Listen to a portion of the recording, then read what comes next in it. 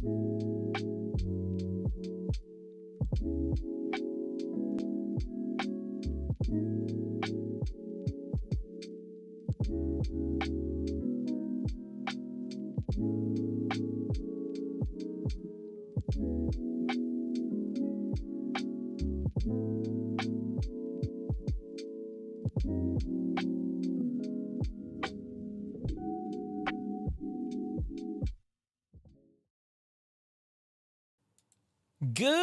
evening, YouTube and Facebook. We're streaming to two platforms tonight. Welcome back to Paint People Live, everyone. I'm James from The Paint People. Hello. Hello, everyone in the chat, namely Coastal Diva, who was scared she wasn't going to make it. And I'm very glad you did, because today is going to be a fun, slightly casual vibe. We're just going to chat a little bit. There is a topic that we'll get to in a little bit as well, namely bedroom trends for 2025 that seem to be popping up. People are talking about them. We're going to talk about them a little bit too. So lots of fun. And there you go. Bedroom design trends for 2025. And excuse the bit of paint. I was actually painting today. Yes, I did a job on Saturday with my lovely father-in-law, actually. It was a good day, bit of a relaxing day in the sense there wasn't a ton of actual painting going on. It was more so problem solving, because I feel like on certain projects, they can be very straightforward. Other times, not so much. A little bit of, what should we do here? Basically, it was just your typical 2-story stairwell foyer. It's foyer. It's not foyer. But it was very narrow. So getting a ladder up there at the right angle that wasn't too acute, aka dangerous, to not only cut the ceiling, cut the edges along the ceiling, but my client, who's actually a friend of mine, she wanted me to do like tape along the very top of the wall, like 6mm painter's tape, just so you can create a very clean, thick white line bordering the whole ceiling. And that would be fine normally. But when you are precariously on big ladders at steep angles in narrow spaces, and with tape you have to use both your hands on a ladder, it's actually not very easy. So we're still trying to figure it out without going the scaffolding route, because it's such a small space, even for scaffolding. So that'll be fun. We're going to figure it out. Phase 2 will be probably next weekend. And wish me luck. Okay? How's everyone doing? Are we having fun? Are we enjoying ourselves? Is it cold where you are? Because where I am, it's actually not too bad. We got some snow, so we got the winter aesthetic happening. Love that. Love winter visually, but in terms of temperature, yeah, it's a bit aggressive, isn't it? So design trends. Normally, I like to talk about good old paint colors and palettes, but I think it's nice to also go into just the design realm every once in a while, just to sort of talk about it, see what's happening, see what's going on. So this is going to be the 5 design trends that I've noticed being talked about more and more, some of which were still kind of a thing last year, but now they're just carrying forward. So what I'll do is I'll show you a screen share of the first one. Now look, what do you see? Other than the wallpaper, other than the organic textures, this is supposed to be a representation of biophilic bedroom design. Biophilic. Okay, so this is a design style that I think is actually quite popular in corporate America, in offices that want to seem like, hey, you're not in a cold, sterile box of despair and capitalism. You're part of nature. You know, get the creative juices flowing. You got greenery. It's like, you're just camping. You're not working. Which is kind of a sneaky little trick by corporate America. But now I feel, especially in bedrooms, this is carrying through where we have really interesting incorporations of green, which I love. We all know this. This is a really cool one. Another bit of wallpaper, believe it or not. So this is not an insanely expensive slab of stone. If you look closely, there is some repetition in the pattern. So we do have a little bit of wallpaper action, but really beautiful stuff. And I think the reason why I like this in a bedroom is this is a place where I actually do like the idea of connecting to nature. It feels more genuine because your bedroom is where you wind down, you relax, you chill out. And if you're chilling out amongst the trees and the orangutans in the trees, orangutans are in the trees, right? I think so. Anyway, but more of what we love. We love wood. We love warm tones. We love texture.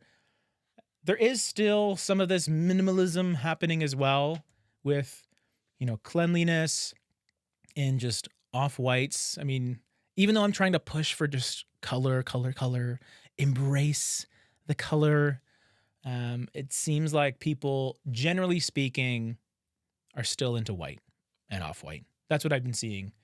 I just painted a condo 2 days ago. Chantilly lace. Joy. Not. But this design style, like I said, very much in office environments, total just manipulation of your workforce. Like, work later because it's like you're outside with nature. It's healthy to be here. Look at this tree, this super artificial looking tree. But when it's in your space, when it's in your home, you're probably utilizing it because that's what you like and you're not on the clock anymore. So it's a lot more feasible, which I do like. Love it. Love it. So the next one, what do we see here? This one's a bit tricky to point out. Okay. So this is another design trend that maybe is not very obvious. And in fact, I made it that way. That we are continuing to see moving forward into the future, as in technology advancing. It's, of course, smart bedrooms. So a bedroom that looks like this during the day and potentially, depending on your taste, this at night. Now, this is a very aggressive example, but my point is people are incorporating technology and smart lights, smart plugs, smart air filters and humidifiers in their home, but they're not doing it like they did like 3 years ago where you see all these cables and everything looks so brutalistic. Now they're more discreet. So people are finding nice, convenient ways to incorporate their smart technology behind the scenes because we don't want to see all the smart stuff. We want it to keep it inside. So you don't need to go this crazy. You definitely don't. Studio 54, says David. Yeah, absolutely. Completely. And maybe once in a while we'll take a visit there, Studio 54, but not every night. But anywhere you can incorporate automation, especially in a bedroom, I feel is a good thing because it just means it's one less thing you need to worry about turning on, turning off, configuring. When it's all set, you don't need to think at all. You just go into your bedroom. The exact mood lighting is set for you to wind down. Maybe an essential oil diffuser that syncs up to your geolocation as you walk into the room. It releases lavender for you or incense, whatever. Get creative. I think there's a lot of options now, and it just continues to improve and improve. Where you can have a very smart bedroom, so you don't need to be too smart. You can just turn your brain off and let the room do all the cool things. But don't let those cool things be visible, is what I'm trying to say. Like, very discreet smart technology. Next up, we have... Yeah. Now, we just released a video on accent walls a couple hours ago. And this is one of my favorite things to do in a bedroom with a bed that has a very minimal or non-existent headboard. Getting creative with your headboards and making your own faux headboards. And you can do this with paint. So in this case, it's a circle. So not your typical arch or even rectangle. It's a fun little project. You can customize it however you want. And even having the headboard to end all headboards and just get a bunch of these panels on Amazon and just stack them up. You have a wall of headboards. I kind of feel like this is sort of upper middle class hotel vibes though. So I don't know if I would do it in my own bedroom, even though I like the feel of a hotel, obviously, especially if it's nicer. But there's something about it where I want a hotel to feel hotel-y and I want my home to feel homey. So there are just a bunch of things you can do though, right? With decorative finishes. I love lime wash.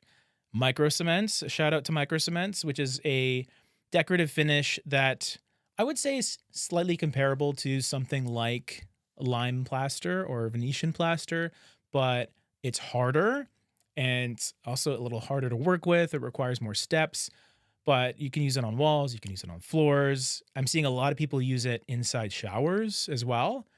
And the beautiful part about it is you get this texture if you want, or you can have it as smooth as you want.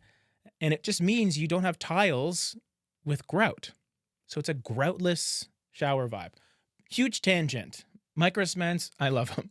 But I also love interesting headboards, whether it is painted on, which is something we've seen, or some of these panels that are coming out that are, I guess, stick on. And you can just customize the size and you could just go the whole wall. I think that's so ridiculous. Now, the next one, we are seeing a return of eclectic. Eclectic maximalism, bohemian, just beautiful eclectic design. And as you can tell, white walls though, very neutral, very off-white, but everything else in the space is super curated.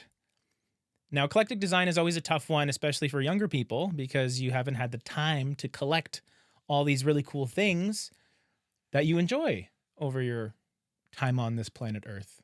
And it is nice to see, though, that people are okay with this because I do like eclecticism in general. My parents, they're big into it. More of a French antique lean or bias because that's what they enjoy. But it is just so much fun, and it tells your guests a story about you based on just the stuff you have in your home. And this loosely ties into another design trend, which is super broad, actually. It is individualism.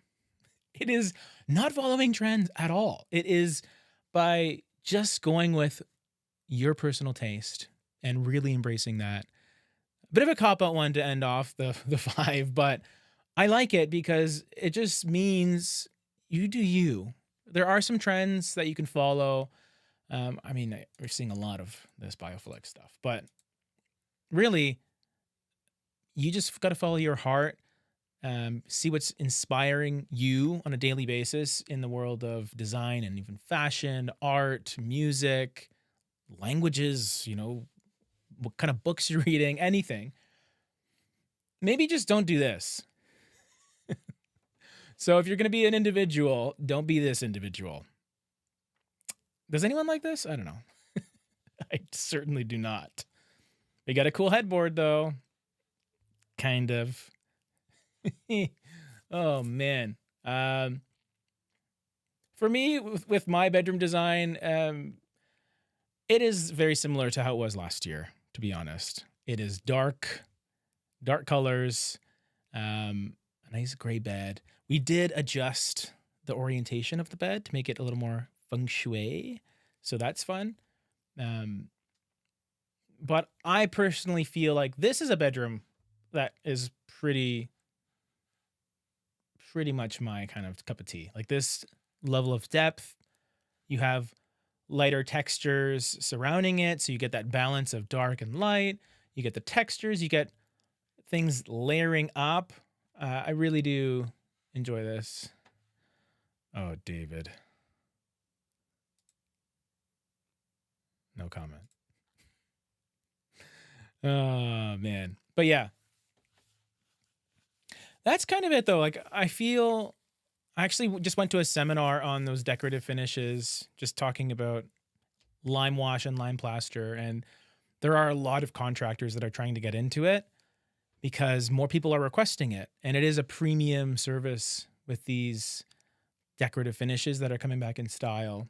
Lime wash, I feel like it had a resurgence like 5 years ago, but now people are realizing that they can kind of do it themselves. Like it's actually not too tricky to do because it does have sort of a freehand type of feel to it, which is really nice. But what do you guys think? What do you think of the Studio 54 bedroom?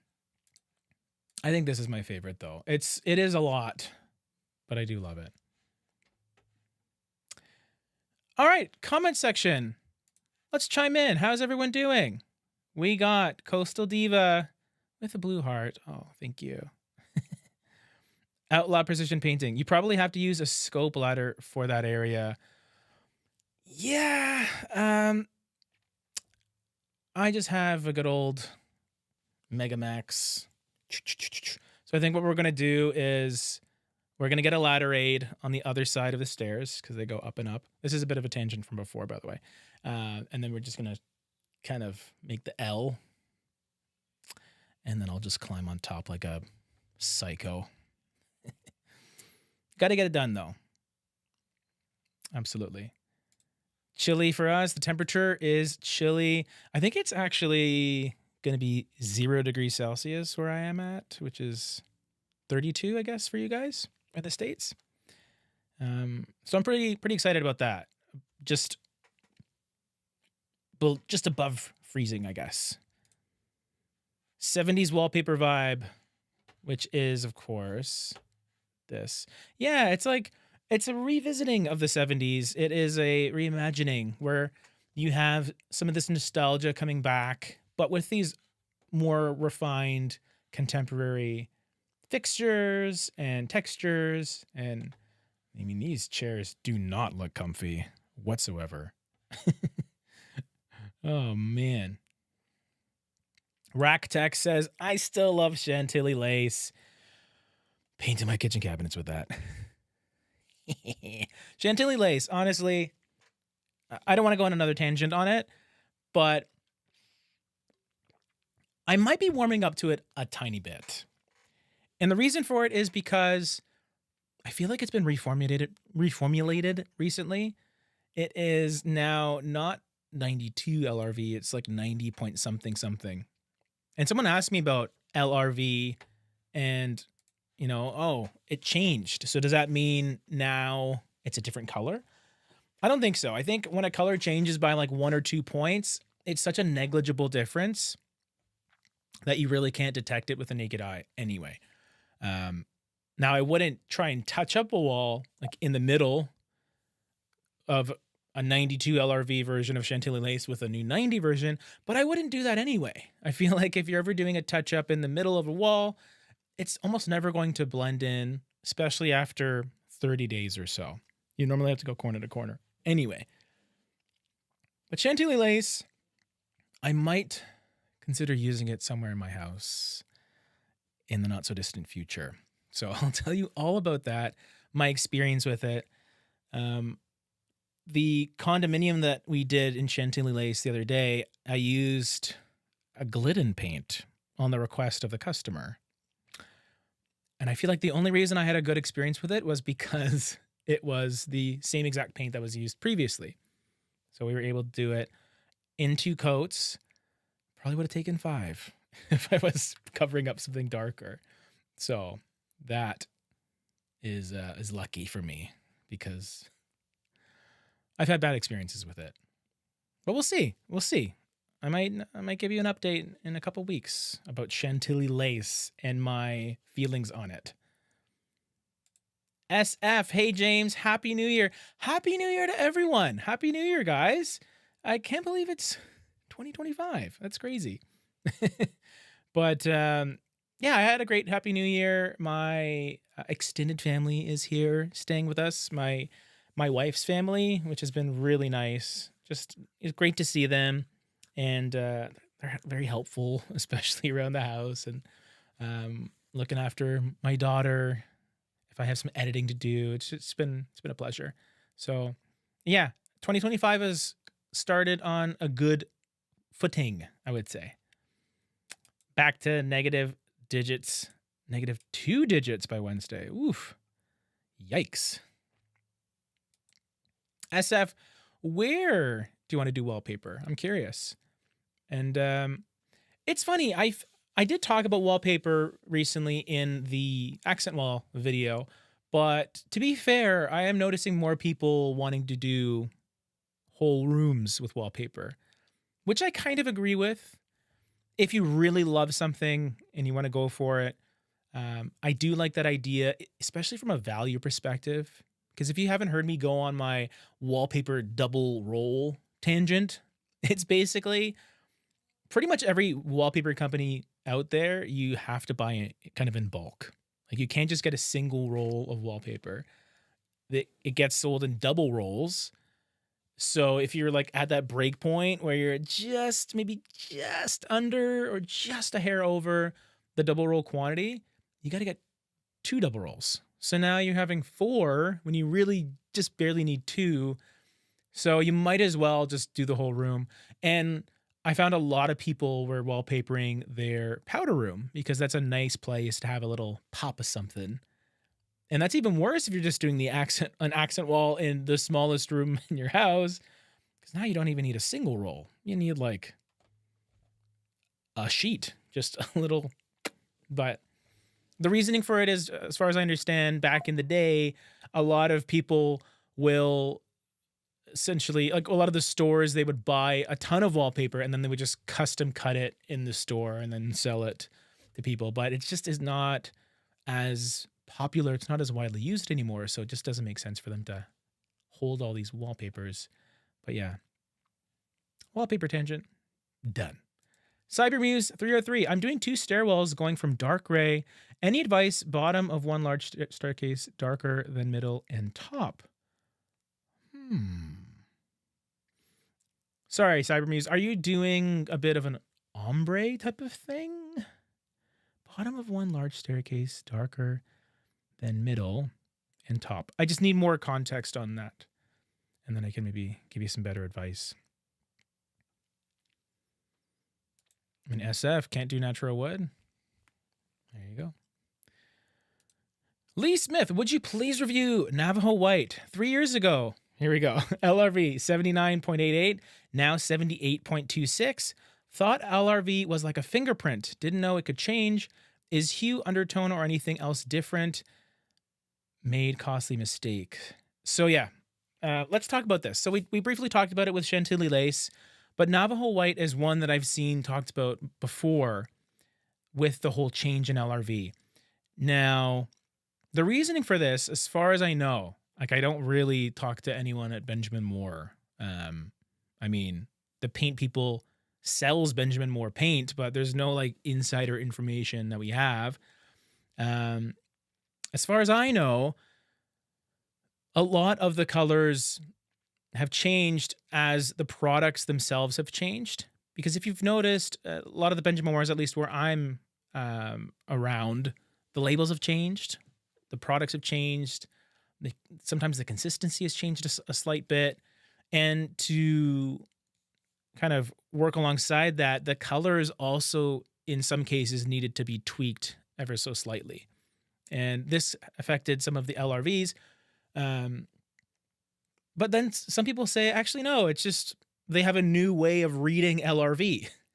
And it's just a more accurate number now. So I wouldn't stress about it too much, is what I'm saying. I think it's just one of those, just assume it's the same.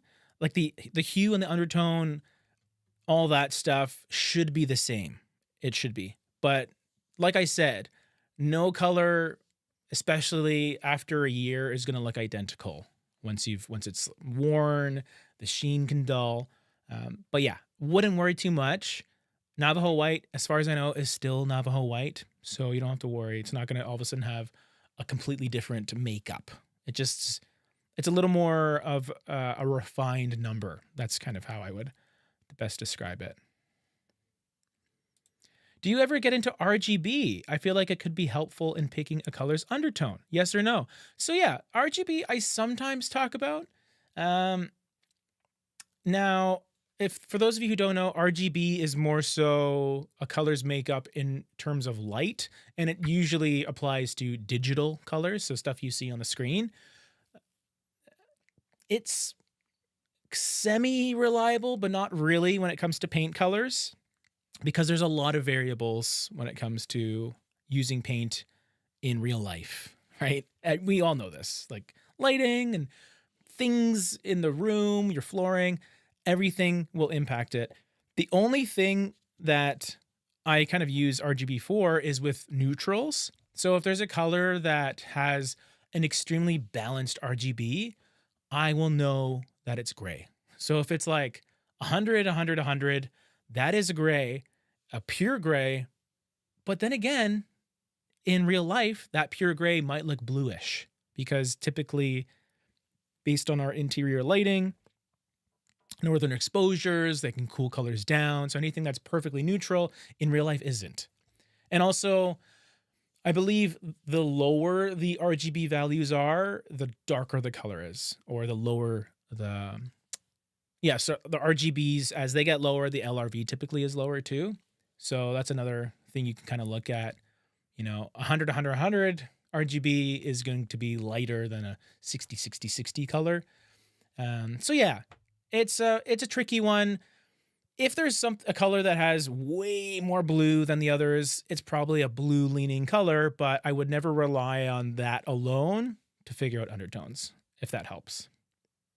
But it is information. It just, don't let it skew your perception. I'm going to use a 22-foot extension pole, scared of ladders on steps. If I can't cut in, what do you think of color drenching on stairwells? I think it's a good idea. I mean, especially if you're spooked. Have you tried using an edger? I mean, they're not super intuitive for some people, and you got to make sure you get the right one. But that could be a thought too. If you don't really have the confidence to get the little grippy thing that claws onto your paintbrush, and then you can use the extension pole there. You can just get an edger that fits on, and then dip it, press it against the top, and then pull it to the side. I don't think it's any harm trying it out. And then if not, you can always just go for color drenching, like I said. I think it would look fine. Potentially a lighter leaning color would be better in that kind of area, just to reflect more light. Used Swiss coffee in north-facing rooms, looks like primer, have to repaint, want warm and or creamy trim, all painted the same color.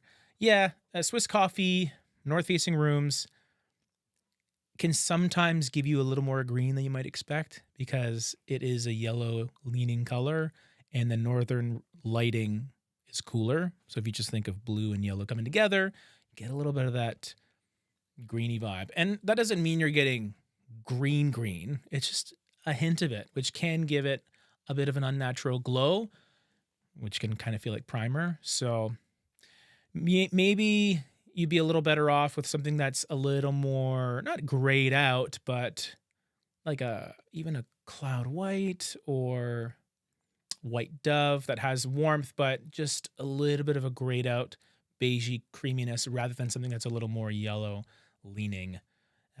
But just test your colors, please. SF says, I'd like to do my wallpaper in the bedrooms, like the top part of the wall and wainscoting at the bottom. Oh, nice. I think that's fun. I really like that idea of half and half. I think that's really cool. I started seeing more half and half wainscoting where it just, a dark color gets color drenched on the top half and then much lighter on the bottom, or vice versa. But I think wallpaper is like an even better version of that, which is pretty cool.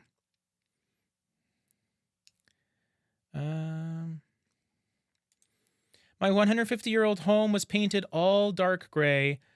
So one tunnel like stairwell, long and tall, so light, so different as you cling it. It's like a tomb, no light as you climb up. Yeah. Yeah, maybe you want to go brighter. Maybe you don't want a tomb for a house. But then again, dark colors in darker areas sometimes work because you're leaning into that depth and you're just really going for it. But I think stairwells, from a practical standpoint, it's probably better to maximize the light in there. So yeah, there you go. SF, how do you pair colors, James? I often have difficulty with that. Do you just know the undertones, or is it hit and miss? Sometimes going up or down the color swatch doesn't help. Yeah, so it all depends. I feel it depends on what you're trying to go for.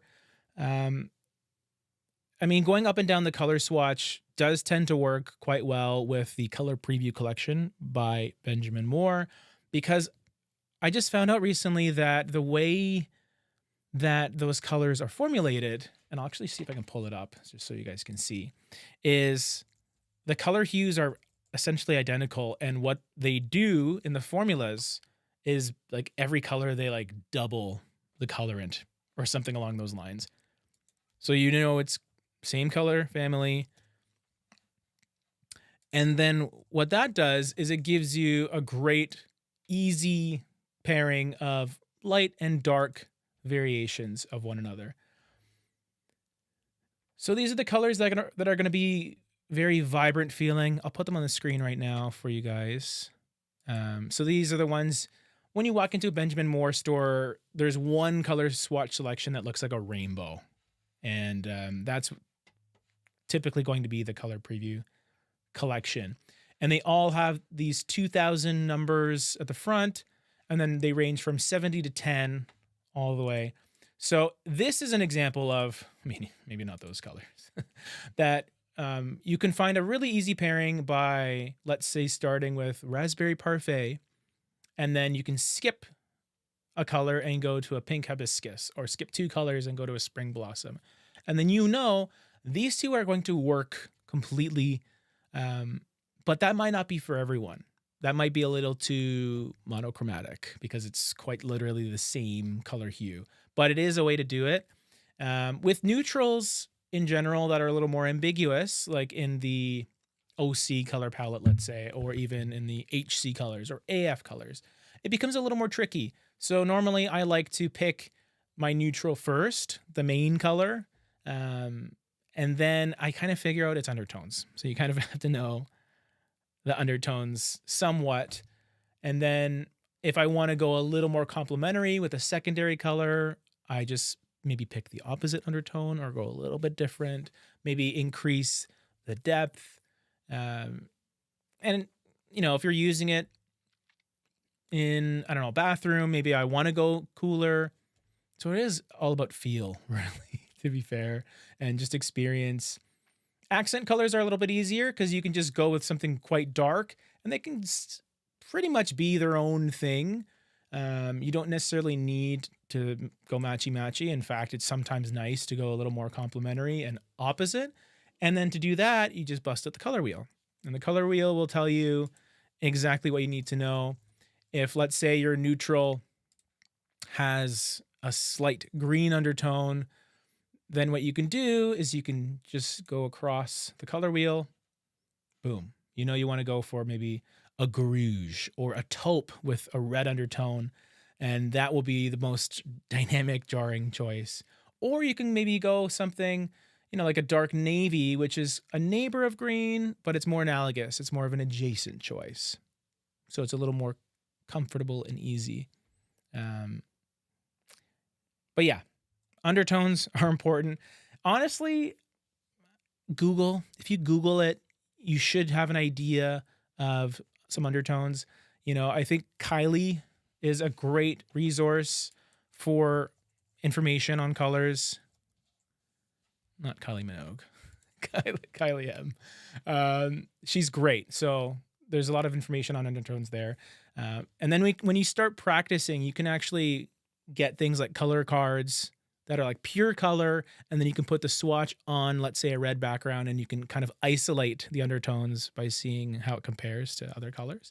But that's a little more advanced. I think for now, if you're not super comfortable, just rely on the information that's out there. See if there's videos that we've done, because I tend to talk about undertones on all my color reviews, and then, you know, Kylie M is wicked as well. And she's a fellow Canadian. There you go. Okay, next questione. Boom. Oh yeah, Cybermuse. Climbing those narrow stairs, what awful experience. I hope you're using a friend, a pal to help you. Never climb ladders by yourself. I don't care how comfortable you are, how confident you are. Always have someone with you because ladders are so dangerous. And if you're not able to do it confidently and safely, it's just not worth doing. So, yes. Oh, interesting. Any color I use will be totally different at the bottom than at the middle or the top. I see. So you're worried about how the color kind of changes as it goes up the stairwell because of the nature of light and the structure. Really, there's not much you can do there. I mean, wouldn't it be nice if we could do a perfect ombre where it starts, I guess, light and then goes dark so that it feels completely consistent? But the thing is, lighting's going to change throughout the day constantly, and it's just there's not much you can do. So for me, I would always lean lighter, try and maximize the lighting in that stairwell because, it's a safety hazard if it's really dark and you can't see very well. Or find the part of the stairwell that you think you'll be using more often, like maybe the main floor to the top floor versus the basement one, and then prioritize how the color looks there. And then that's the color you go with, right? The one that looks best in the most visible part of the stairwell, if that makes sense. I hope that helps. I don't know. I need to visualize it. I got the clippy thing, but the 22-foot pole is quite cumbersome. I mean, that is a huge pole. My goodness. Yeah, I don't even have a 22-inch pole. That is crazy. I wish you the best of luck, Cybermuse, and I hope someone is able to assist you because that sounds like a very frustrating job. And after doing stairwells this morning, I feel your pain. Hello from Brazil, Leandro. How's it going? Nice. Love it. Do you recommend changing your bulbs before you pick colors or test colors on your walls? That is an interesting choice. Yeah, I mean, if you want to change up your bulbs, then I think you'd want to do that before you test your colors out. Because lighting and color temperature of the lighting, Kelvin value, huge thing.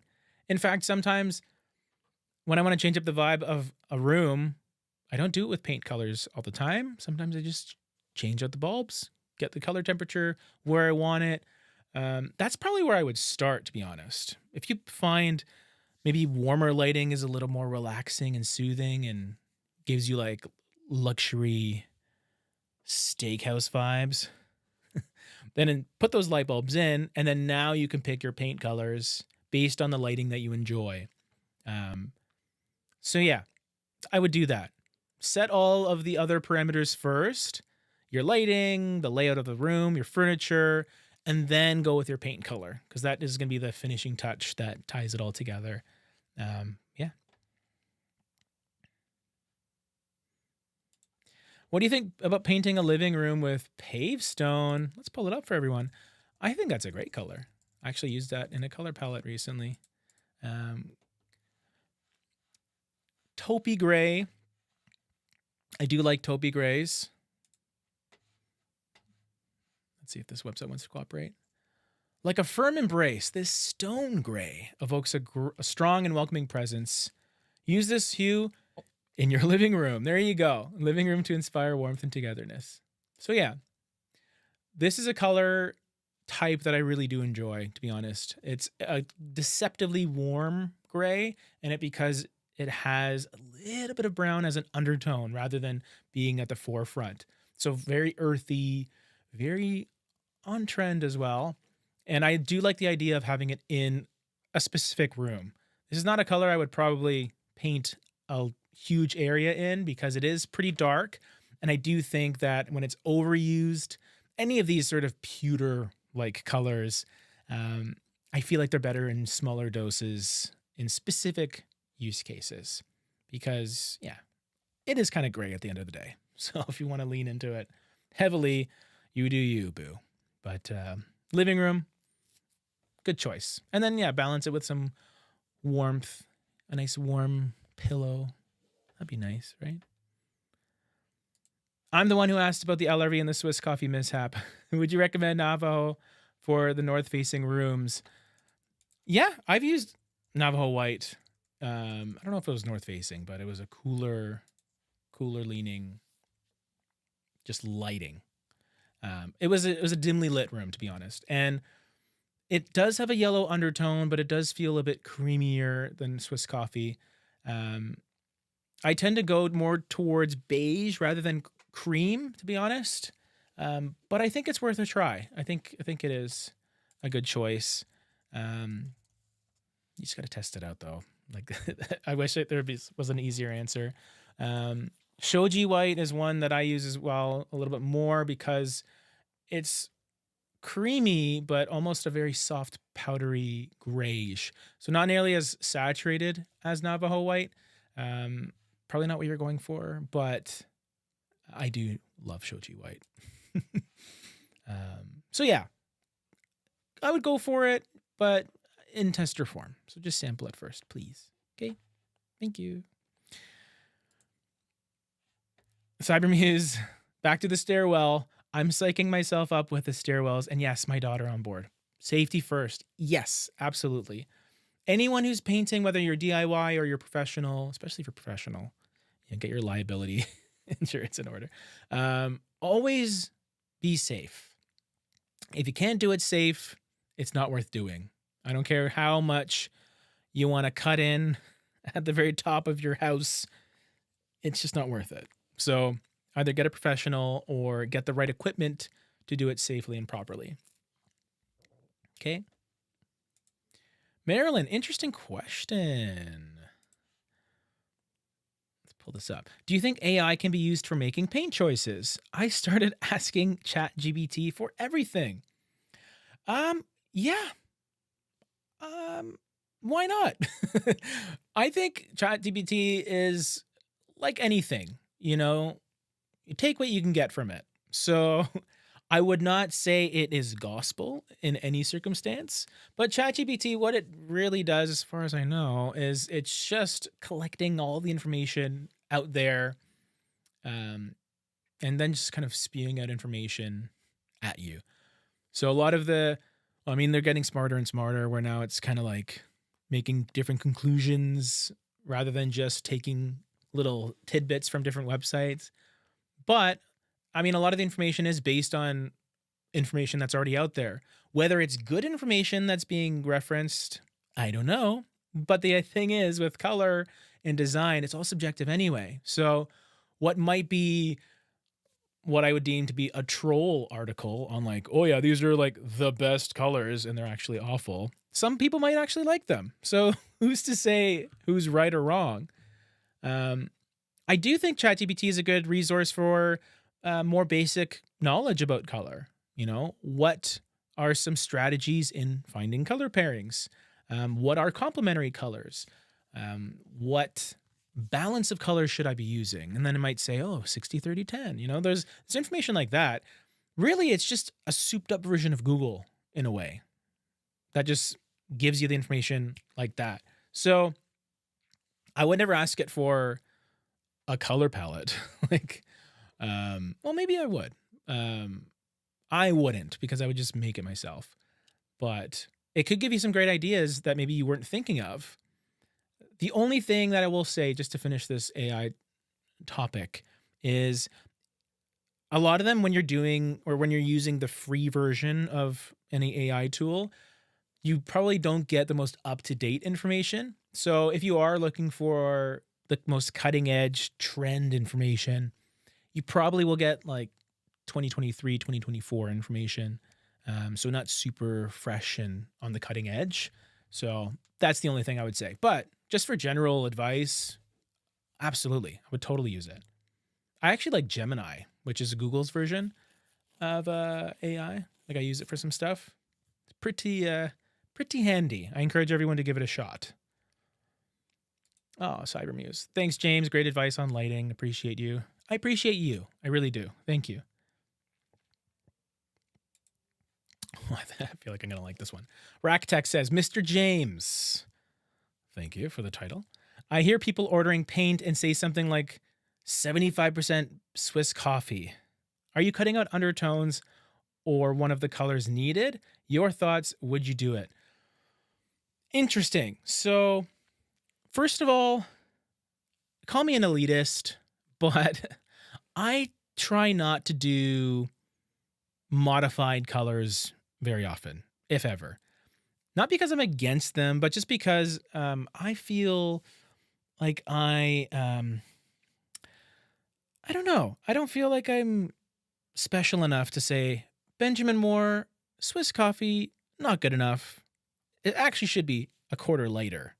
That's the real color. So I'm going with that. It feels like you're playing God in a way when you're doing that. No, that's dramatic. Now, no, the undertones technically should be the same, or at least the hue. But I can tell you from experience, oftentimes when you go lighter, focus. When you go lighter or darker, or you customize a color, the feel of the color will be different.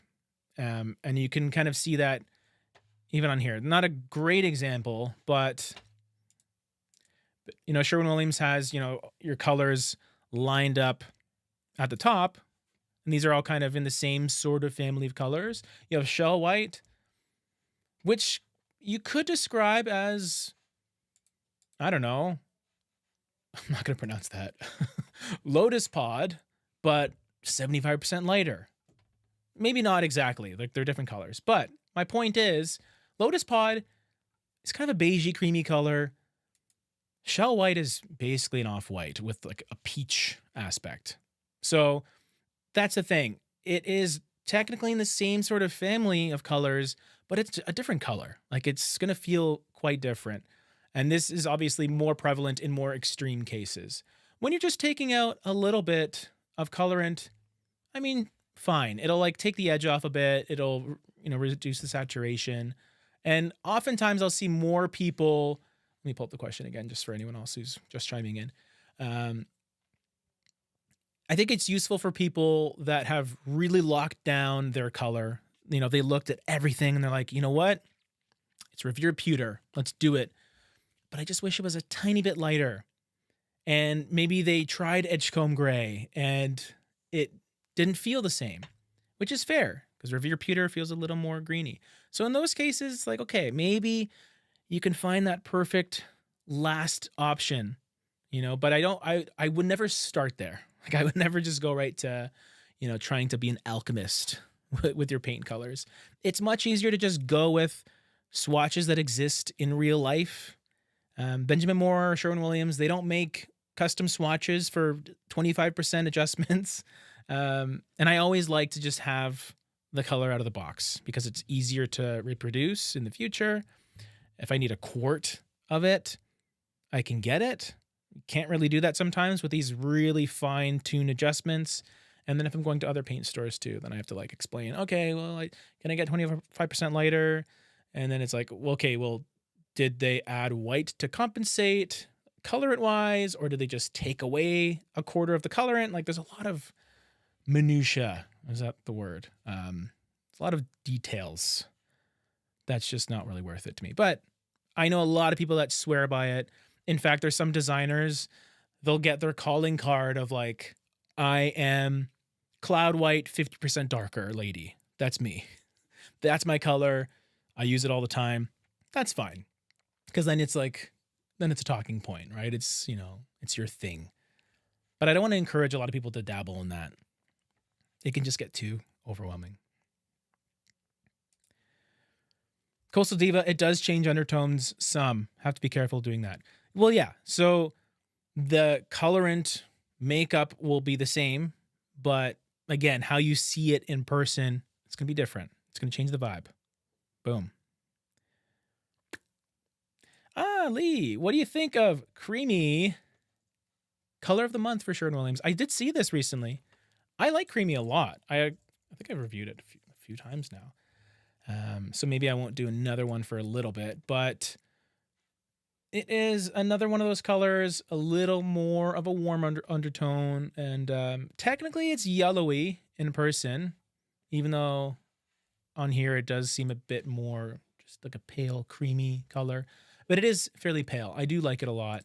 It's one of those paint colors that I actually use more on walls than trim, even though it's an off-white, just because it has a nice softness and it's not stark. But please test it out. Test it out. Okay. Yvette, how's it going? Just tapping in. Are we reaching the end? I believe so. I do believe so. But this has been fun. It's been a little while for the live streams. We talked about design a little bit today, but now we're doing some Q&A, just chatting, just hanging out. I shared my painting story with my stairwell. Normally I have other guys that will go up on big ladders and scaffolding, and today I was the one that had to try and figure some stuff out, so that was fun. I checked out Creamy today, too yellowy for my project, and I liked it, but sure wouldn't use it next to any greens. I actually think it looks pretty nice against green. You kind of see in this picture here, like, ooh, nice. But yeah, it can be a little, it's warm for sure. I never get the exact same color when I buy 2 cans of the same. I have to mix both just to be sure. Yeah, you know what? I do recommend that to a lot of people. If you have the opportunity to get like an empty pail, whenever you get 2 gallons, mix them together. If you can't do that, my recommendation is to just get the person at the paint store to shake it twice. Shake it twice, and then it's nice. This is more so the case, especially for darker colors, because you don't want any colorant to either be on the bottom or along the rim. Like, you want it to be nice and distributed. And if you're still paranoid, you can always, once you reach the end of the can, just finish off on a wall and then start on the next wall. So you don't have you're not risking layering 2 slightly different colors on top of one another. Do you have a preferred brand for kitchen and bath? I do love Aura Bath and Spa. I really do. I used Bear Scuff Defense in my powder room just as an experiment, just to try it out. Really great to use. Excellent coverage considering it's a really dark green, but it didn't have good color retention. Like, the solids in the paint itself would rub off. And this is after like 3, 4, 5 months after painting it, even close to a year at this point. Sherwin-Williams Emerald, great paint. I use the Emerald Urethane today. It's just beautiful trim paint. Really reminds me of the good old days of oil, but it doesn't yellow, which is good. Yeah, but just Aura Bath and Spa, very expensive. Like, I don't even call it Benjamin Moore's top of the line paint or high end paint.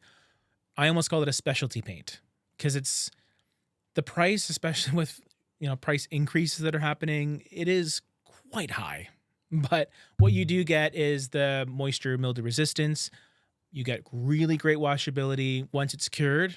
Once it's been 30 days on the wall, you can start wiping it, no problem. And also, it's pretty good for touch-ups too, because it does a great job at keeping its finish, which in this case is matte. So you have a better shot at doing small touch-ups in the future, where you don't necessarily need to go corner to corner unless you're super picky, which is fine. But yeah, I kind of wish they made Aura Bath and Spa and other finishes sometimes. But yeah, them's the breaks. You know what I mean?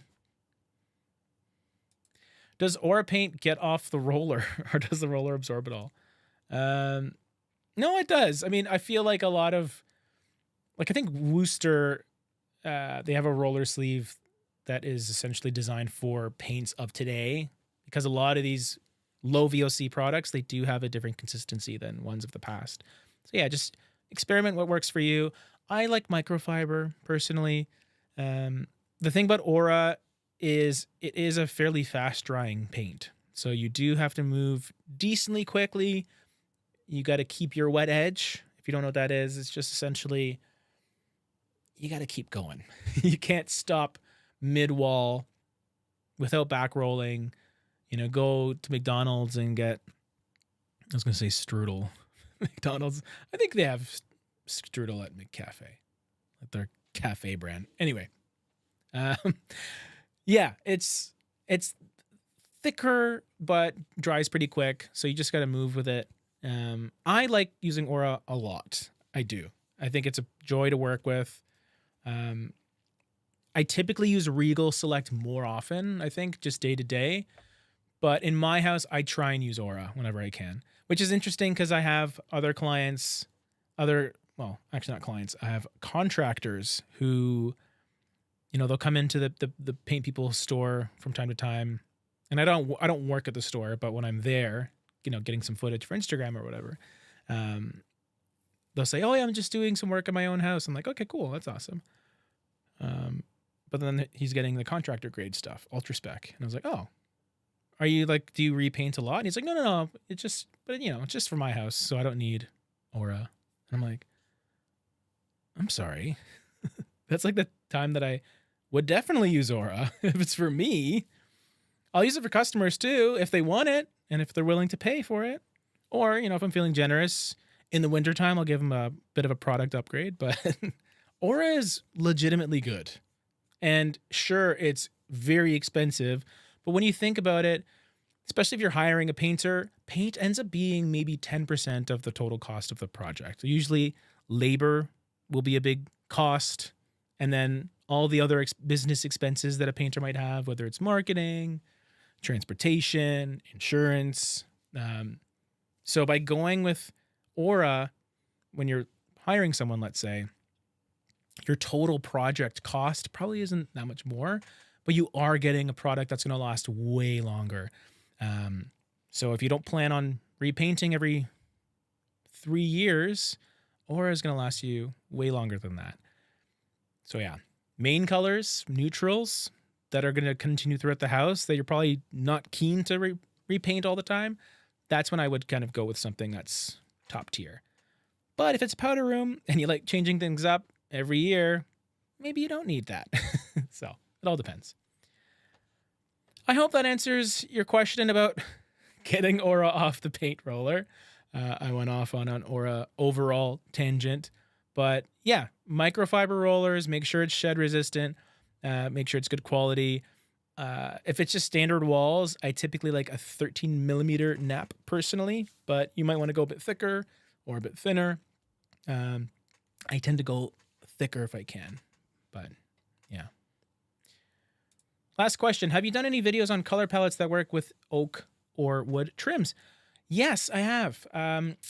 If you search, I think Honey Oak Paint People, you might see some videos on colors that go with that, but it's something I can easily update for 2025. That's the beauty of a new year, is we get to kind of refresh things and see if things are same or different. I like to go with cooler colors typically if you have that really warm orange, like orangey oak. I think it's nice to sort of balance it out with something cooler, just to give you a nice reprieve from all the warmth. But yeah, check those videos out, CyberMuse, if you can. And again, if enough people are interested, then sure enough, I will get going on an update. Quick little side note, we have a Patreon for those of you who are interested in extra content from us. We do a completely new exclusive video every single Sunday, sometimes Friday if I'm feeling a little anxious and just want to get it out earlier. It is a subscription fee every month, but it does go to the channel. It helps support us because this is the full-time gig for me. I want to keep it going, and every little bit does help. So the more support we can get financially on this front, or with our Patreon or color palettes that you can also purchase online, the less I have to actually paint houses and go on really tall ladders. So the Paint People does have a website. We got the palette pyramids here. So these are done by moi. So I do them myself. You can get 3 different options in terms of quantity. This is what they kind of look like. And I also give you a personalized video going through it too, which is so much fun. I currently am not doing full-on online consultations, but Maria is. She's our full-time color consultant. So if you need any help, we got you. Or you can just join our lives and just chat. That's fun too, right? So thank you so much for joining us, everyone. You know, you guys are awesome. And I'll see you in a week or so for another live. Bye-bye.